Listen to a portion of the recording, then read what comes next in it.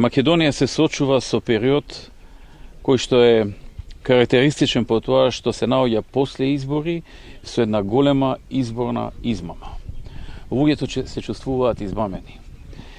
Ние имаме период во кој што безмалку 60 дена, 2 месеци, илјадници граѓани се на улица протестирајќи против изборната измама што им се случи.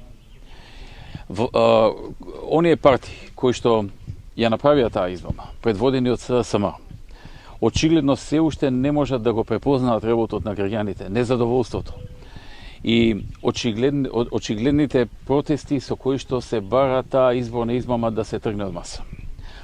Како што видовме пред некој ден, граѓаните веќе ги преформулираат своите барања. Тие сваќаат дека Зоран Заев не може да се откаже од тиранската платформа, дека ја има превземено, дека има дадено цврсти ветувања. Практично дека можеби е уценет или на некој начин нема излез.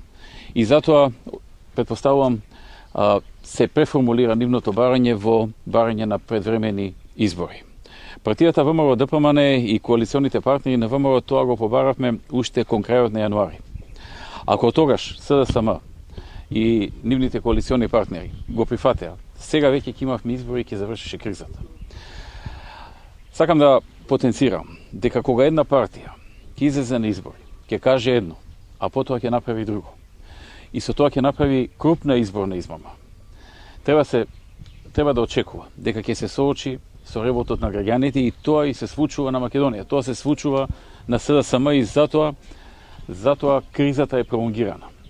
Од овие причини, уште еднаш потврдувам дека најдобар излез од оваа ситуација е да се оди на веднаш на брзи предвремени парламентарни избори, заедно со редовните, планираните локални избори, кои што патем речено заради чековите на СДСМ се одложија, и потоа нека излезат тие со она што го нудат, нека излезат со она што го прифатиле, со тиранската платформа, со се што сакаат. Ако граѓаните тоа им го одобрат, ако добијат мнозинство гласови, нека направат влада и нека го исполнат тоа што го наумиле и тоа што очигледно некаде го ветиле.